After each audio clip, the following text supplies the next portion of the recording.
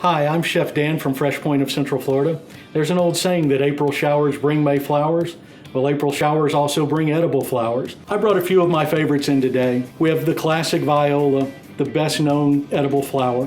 Consider brushing them with a little egg white, dusting them with sugar, and allowing them to crystallize for a wonderful, sweet, crunchy garnish. We have marigolds. The bright orange color transfers through fat sauces, adding a wonderful, vibrant pepperiness to anything. It pairs wonderfully with grilled and roasted seafood. We have the beautiful micro star flower.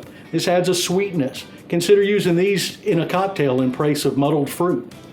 Micro sun daisies. Peppery and bright, just like the marigolds, more delicate texture. And last but certainly not least, we have micro orchids that add not only a tropical look, but a slightly sweet tropical flavor to any of your springtime dishes. I'm Chef Dan, and fresh things come from FreshPoint.